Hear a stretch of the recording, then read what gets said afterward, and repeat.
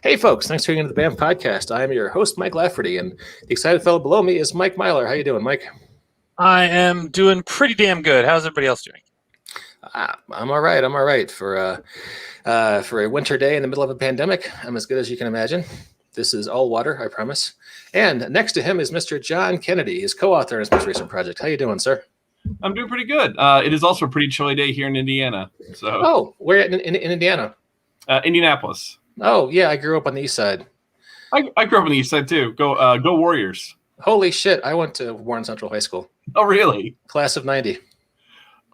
2002. Is Mrs. Rhinesmith still there? I had her my senior year. Right, not that bad. Wasn't she awful? Yeah. Okay. I remember she once had us, she handed out, paper. She was too busy to hand them out. She said, hand them out to your classmates, and nobody could hand out the papers. And she's like, why are you all standing there? Mm-hmm. We don't know any of the other kids' names. Why? You yell at us if we try to talk. That's Miss Rhinesmith. Yeah. Oh, wow. It's his old home week. It's nice to meet you, John. Nice to meet you as well. Yeah, I'm out in Denver now, so I got out. I left the cornfields. They can't make me go back. And right above John is Mr. Jacob Blackman from Oklahoma. How you doing, Jacob? Doing all right. All right. And Mike and Jacob, you guys have worked together on projects before. We've talked about that on previous episodes. Many past projects. Yep. And today we're talking about a new project that you guys have in development. It's not being released anytime soon, right? 6 months? Inside of 6 months, easily. Yeah, I think. I'm John still has some stuff to write. I'm done writing, I think. Okay. Except for art orders, which we might end up calling Jacob for, because Indy's having trouble with the cover, so we might call you Jacob. We'll see. I convinced her to take one more swing at it. But yeah. That's one of the pieces she's done. That's going to be an internal piece, which is just about perfect. The idea for the sign in the front was John's, and it's a brilliant idea. It's turned out great, yeah. Yeah. Okay. Well, hey, just to set the tone. Can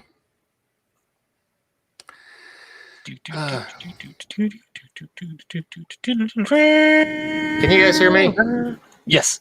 Mm-hmm. All right. I have technical difficulties. Please forgive me. Once again, a podcast about dealing with a show about failure. I managed to somehow technically fail to properly host a podcast. So in a strange way, I'm doing really well. Yes. At capturing the spirit of the game, which is an homage to one of our favorite shows here at the BAM podcast, the Gone Too Soon Venture Brothers. And let's got a thing for that. Just 1 second. Yeah. And that's probably all I can play because Adult Swim is quick with that copyright claim button. But yeah, great show on Cartoon Network for 17, 18 years. And the time they had 7 seasons. Started off as a parody of Johnny Quest, evolved into kind of a show about masculinity in America, pop culture, comics, personal development, often dealing with themes of failure. I feel like I'm writing a freshman level sociology paper right now, talking like this. So I'm going to stop. But Mike and John, what did you guys find interesting about this show enough to make you want to do an RPG based on the same kind of theme? I've always found Venture Brothers to be incredibly fun and funny. It's not just a funny show; it's an engaging show where you care about character development, and the callbacks are worth sitting around. I watched Schitt's Creek the other week because everyone was like, "Oh, Schitt's Creek, it's so good." How did the Venture Brothers not win awards? But that did. That just drove me nuts because the writing in Venture Brothers is superlative, in and beyond the comedy and characters, the narrative staging and the planning and yeah, the way it all comes together. It was just a beautifully made show, and we were sad to see it go.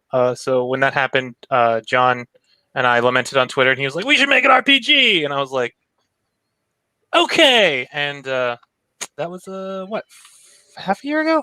When was it? I think about half a year, and I will say, of all of the random stuff on Twitter, because I admit I am kind of that person who's like, "Oh yeah, there's a game in that. We should totally do that." This is one of the few projects that literally has gone from yeah, we should make a game. And the next thing we know, Mike is cranking out the rules, and he's getting all this cool design work together. And then when it came to my writing, I'm just thinking of all these jokes. And once I got the literal bucket load of bad jokes out of the way, because comedy's hard, and this is one of the first pure comedy, no, well, not pure comedy, but first like satire comedies that I've had to write in a while. But yeah, once you get all the bad jokes out of the way, and as Michael like look, it's like, yeah, that joke doesn't work, or I don't get that joke, or. But it's been a lot of fun, and the show just like came out when I was an undergrad, and which makes me feel old. And it was just so great, and it's funny, it's witty, and it hits home. Like, you never think that you would tell yourself, man, I feel really bad for the guy in a butterfly onesie, but here we are, and he's having a rough go of it. And it's just incredible. And I also love just the comedic stylings of like Doc Hammer, where I've used to go to Dragon Con pretty regularly. And so I would go to the Venture Brothers panel, which they would do like on Sundays. And just after a certain point, he would just mess with not just the audience, but his fellow actors.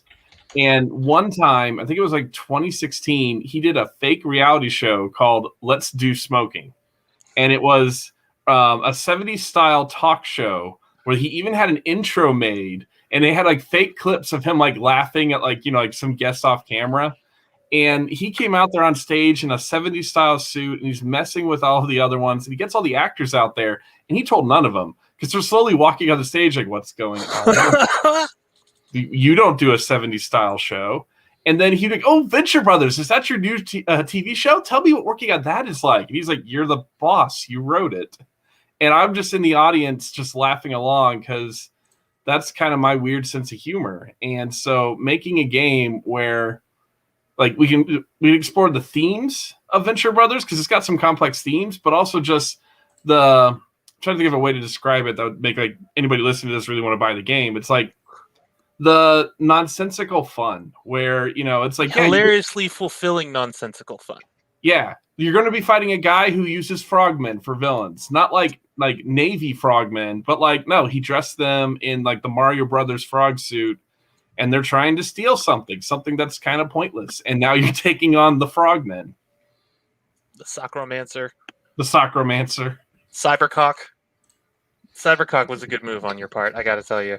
We're all, but it's a good one. You're going to enjoy it when you read the book, I promise.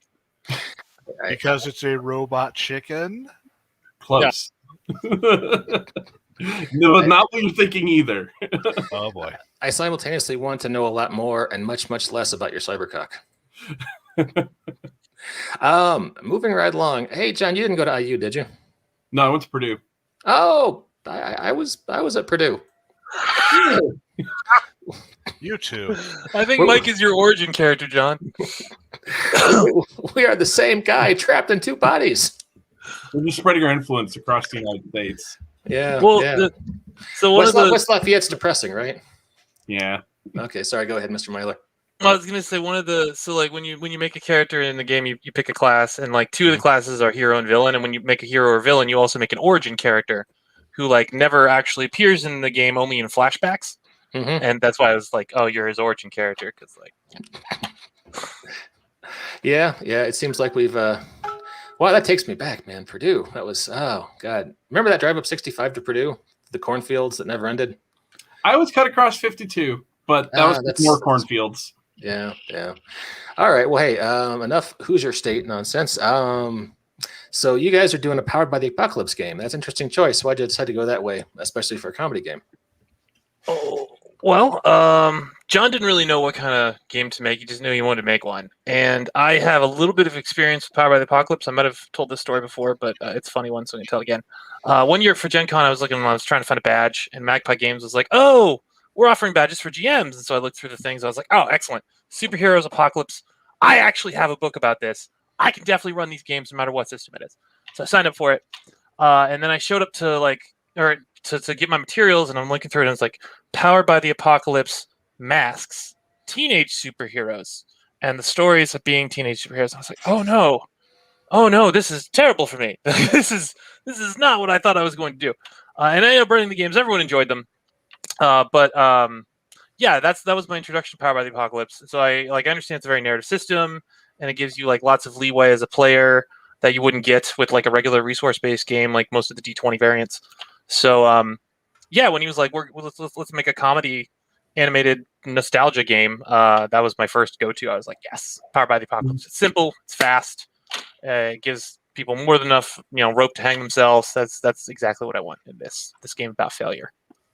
And it's really good for improv, where a lot of it is just you're reacting to what the players are doing with the story, and it encourages players to just to go nuts. Where obviously we'd like for players to keep to the theme of the game, but at the same time, the theme of the game is just so fun and loose that players have as Mike said, all this rope to hang themselves with, and you can just do whatever you want with it. And that's the nice thing about Power of the Apocalypse. And in the playtests that we've run, we've had players who just out of nowhere are like, wait, well, what should I do?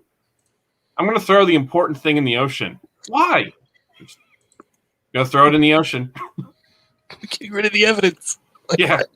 Are we in trouble? Not if we get rid of the evidence fast enough. Yeah, the playtest has been very, very satisfying. It's nice to know for a fact that with what I've been doing, it does function the way it's supposed to. Did you hear Magpie got the license for Avatar: The Last Airbender? Yeah, I did. I got the information for potentially licensing Venture Brothers, and I will be sending a letter to pretty sure it's HBO. So this might become the official Venture Brothers RPG. We'll see how that goes. Fingers crossed. Mm-hmm. You need anyone to write sales copy or character descriptions, or hit me up, because I would love to work on that. But although I got to say, I've read the draft, and it looks like you guys are pretty far along already. Yes, we'll have to redo a lot of it if it becomes a Venture Brothers RPG. But no, we like I said, we're Venture Brothers RPG. I want to do the art on that. yeah, I know it's gonna be a different monster if we get the license. Mm-hmm. But we're planning on not, because it can be difficult to get IP licensing, particularly if it's a thing that has not already been licensed, right? I don't know if Jackson Public and Doc Hammer still have any of the licensing rights controls or what. We'll find out. Well, it's wherever you find out, we would love to talk about, because that's all. I mean, they're just for vague hints that HBO Max might be bringing it back, and that makes sense because HBO was bringing back everything else. So why not? But yeah, it's Young Justice. Yeah. I love Young Justice. It was pretty good. And the nice thing about Venture Brothers, that also for the game that we were trying to write, is that we talked about Staged Heroism as the name, and failure is one of the big themes for Venture Brothers. And so that's kind of the tone that we were going with the game, where it's just unlike other games where it's oh, you're playing superheroes and everything's all 4-color action, or it's all grim, dark, and gritty and Iron Age. This one, it's no, you're maybe you're playing a successful hero. Maybe you're playing the successful hero's henchman. Maybe you're playing the guy who gets coffee for them both. And it still makes for a great story. And one of the missions that we were playing with, that Mike was running, was all about one of the characters trying to hire just a new intern. And my character, who is he's a hitman from 60 Seconds in the Future. His name is Time Out. He is a sports team supervillain, and he can move 60 seconds through time, which is still a lot when you think about it. A lot can happen in a minute. Yeah, he's got a great rival in the party too, Captain Hindsight, whose power is hindsight. Yeah, it's great, and actually, surprisingly, that character picked a really good character to make, because when you make a good pun while you're playing and making a roll, you just get a bonus. There's a pun bonus because it's a comedy game. So he's almost always getting his pun bonus. He's now that I think about it in hindsight, I guess I should have done it this way. I'm boom, add 2. But yeah, the first game was a sidekick convention, which was fabulous, and the whole thing is predicated on that kind of those kinds of events and episodic play. But that's a little in the weeds. Okay, cool. I kind of wish I had you guys. Yesterday, I had Craig Campbell talking about his game Low Stakes, which is designed to emulate the show What We Do in the Shadows. Yeah, I saw that he launched that. It looked like that was a good title, man. That's a good title, Greg. Yeah, it's a fun. Just seems like there's a lot of overlap between what you guys are doing.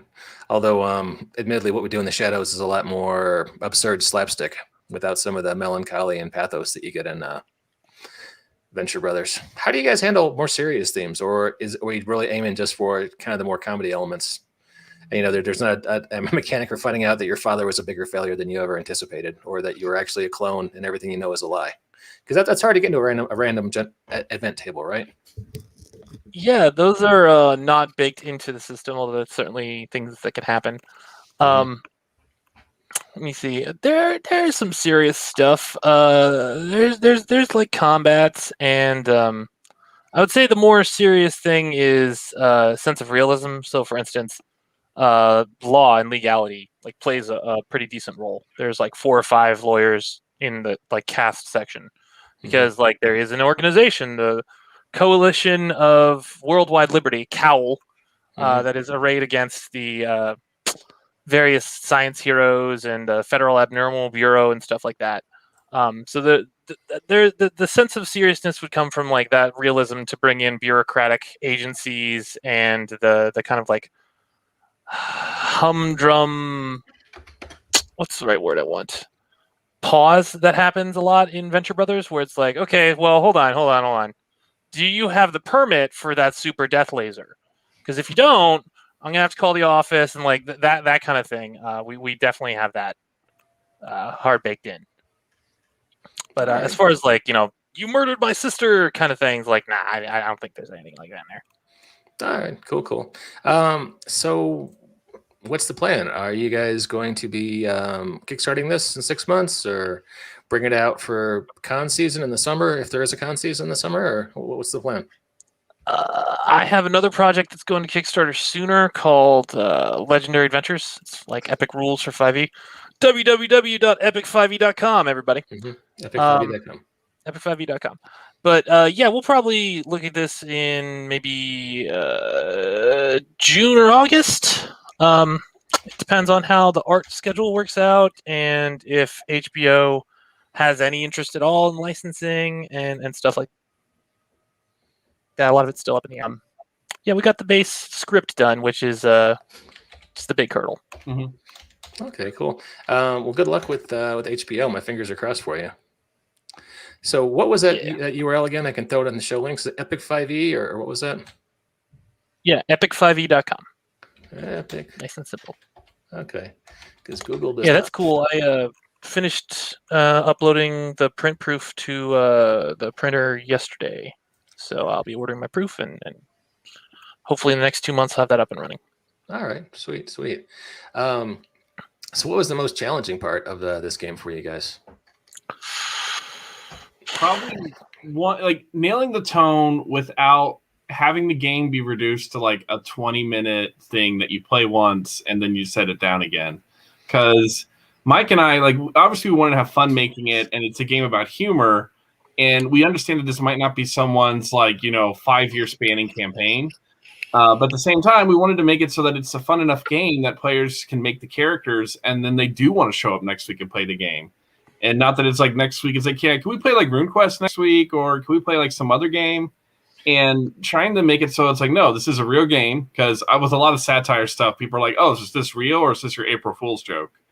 And we wanted like the players and really just any of the readers to just go through it and either get inspired to run the game or just have a good time reading it, because the book's full of like a bunch of like humor and jokes, but it's also meant to be like, hey, no, I actually want to explore this universe. I want to play a disgraced superhero's son who wants to find out who disgraced my dad. And yeah, I'm fighting like the frogmen I mentioned earlier, or there's this superhero named Cybercock, which has a weird name and he's fighting me. But it's also one of those things where it's like, yeah, but you're also trying to like redeem your dad, or you're trying to figure out what's going on. And it's just one of those things where like when you have to go through the draft, you have to be like, okay, are we just making like a funny meme that people are going to read once and then laugh and share it with their friends and go, haha, let's go back to D&D. Not that there's anything wrong with D&D, but just making a game that's interesting, fun, and compelling. I guess compelling is like the best word to use for it. And yeah, and also, like I said, getting all the good jokes in there and then getting just like, the big binder of bad jokes out of the way. Yeah, and you'll know it's a Venture Brothers inspired RPG because like all the moves in like the default moves, like when you play Power Play Apocalypse, you have a number of default moves that you can make. Most of them are just like attack, dodge, and stuff. For us, it's like, hide or we're going to be on the news, and that's the move you take when you want to hide because that's a quote from Venture Brothers, and all of the default moves are quotes from Venture Brothers. So I snuck that in. For design wise, the hardest thing for me was like I'm used to doing D20 variants and independence where combat and tactical combat is like very, very important. And here there's some combat rules, but like they're there in case you need them. Ideally, you don't. So it was just a different design ethos than I'm particularly used to. Yeah, this is one of the reasons we were playtesting it so hard because like I was really untested waters for me. But John can attest that the boat floats pretty good. It's been a lot of fun, and all the other playtesters, they just love their characters. And Professor Belbob. Professor Belbob. Yeah. Say what? Professor. Well, so the professor's name changes every time we say it, pretty much, because we all say it differently. It's Bellbop, Bellborb, Bellbob, Bellhop. Bellhop. Yeah, she's pretty good about it. And yeah, Captain Hindsight. And then the one we're not going to say on here because it's a she chose a very if she wanted to say it, she could, but I don't think we can. Put it that way. Okay. I've noticed our RPGs that specifically aim towards comedy are very difficult to get around. I mean, everyone has comedic moments in their games. We all love, poking fun at genre and genre conventions. But to make a specific comedy-based game, I find a lot of people have difficulty with it. Teenagers from Outer Space is one of the few games I can really name that was in any way popular as a comedy-based game. Well, I think you can lead people to the funny, but you can't make them drink, if you know what I mean. I mean, if you have a table full of people who aren't particularly funny, it's a challenge because it's any rule book that you bust out. It's you're betting the people on the table will be willing and able to go and have a good time with it. And some tables can, some tables can't. And wow, that was a grim line of conversation. I'm sorry. Here I'm failing again once again. The point is, I'm hoping this does well because there are few and far comedy-based RPGs out there. So I'm hoping that this gets the notoriety it does, and we'll especially know if it does if you actually pick up that license. Mm-hmm. Well, that's even like something that Mike and I discussed. What if you're just not good at improv? And especially with like comedy improv, that could just like fall flat really quickly. And so that's something that Mike and I were talking about, and just trying to address that to make sure that when you play the game, you can have fun even if you're not traditionally good at improv. Yeah, so I don't talk about it a lot, but I have a couple years of improv training. And that's one of the things we worked into the rule set is there's a lot of interplay in the session 0, right? So you make your origin character if you're a hero or villain, but the people who are playing like secret agents or sidekicks don't have origin characters. Instead, they're determining like where is the modern game going to be set? Where were the origin characters like last at when they mysteriously disappeared or died? So like even before you even start rolling dice, really, there's some like team improvisational building exercises going on that we don't call team improvisational because nobody want to do it. But like, yeah, when it's hidden inside of session 0, we try to set the prime the pump for better improv. And there are a couple of other tools in there to help GMs who aren't used to constantly improvising a game. Well, fair enough. Yeah, I'd really want to play this. Mike, can I get you to come on do lunchtime sessions for us for 2 or 3 times so we can kick the tires on this? Maybe. All right, Maybe. let's talk off the air. I don't want to put you on the spot. Yeah, I keep getting busier and busier and busier and busier. You're becoming an important man in this RPG industry. Yeah, maybe. I don't know. As long as I'm a hired man, that's good. I'll just take that. I don't need to be important. I just need to make some money, I just need to make that big RPG cash. Yeah, that big old RPG cash. Forget about comics and movies. No movies. one gets into RPG games because they want to be rich. Oh, there are stupid people who get into RPG games trying to get rich.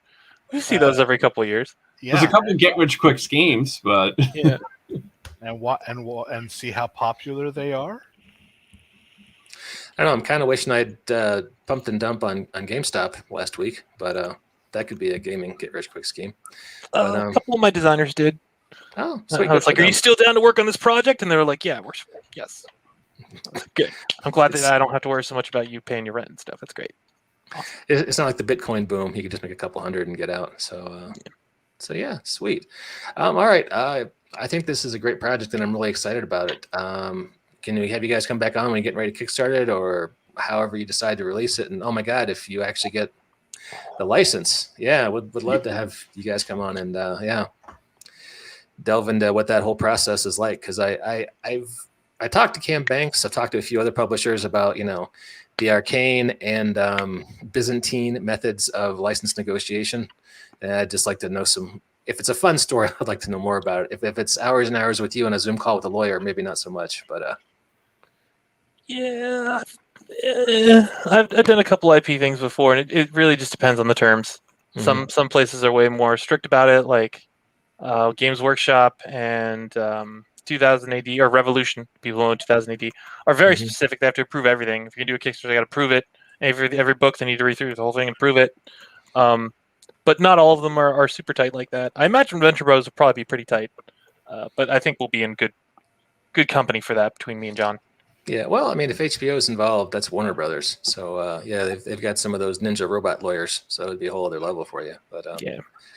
but John's a smart guy. He went to Warren Central and Purdue, so I'm sure he's up to the task. I just really like black and gold as color schemes. So Yeah, me too. It's aesthetically pleasing. I feel you. Is that a Pittsburgh joke or is it something else? Black and gold were the colors of both our high school and our college. Oh, okay. yeah, Go Everything in Boilermakers. Pittsburgh is black and gold because of the Steelers. Steelers. Yeah. Go Steelers. Go style. Is that how you guys say it there? I mean, if you get real downtown, you want to go down to Pensacola, yeah, talk about Steelers. Yeah. All right. I'm learning things on this podcast. I like it. Oh, we have the most hated accent in all of America. Really? I worked very hard to get out of it. Yeah. Oh, I did not know that. It's like a high, whiny, annoying, grating. Yeah. I thought that was the Philadelphia accent. Yeah, that sounds good. Let's go with that. Get some water. We don't say water over here because we're not idiots. But yeah, I understand they do that over there. no, but do you wash your car? Sometimes we wash the car. Yeah. Okay. Yeah. Sometimes we wash the car. Can't get away from that. All right. Well, hey, anything else you guys want any closing thoughts before we wrap up the podcast?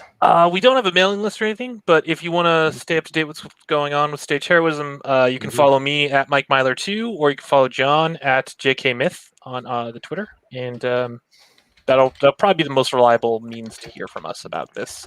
So that's at Mike Myler 2, and John, what was yours? JK Myth. JKMYTH. That has been my gamer tag since college, and it's just it's how people recognize me the most on whatever social media platform I'm on, because it's usually available. Yeah, fair enough. All right, that's cool. So what was your major at Bridgeville? It wasn't for forestry, was it? No, I started engineering, and then I realized that I was so bad at it that I wouldn't drive over any bridge that I had a hand in building.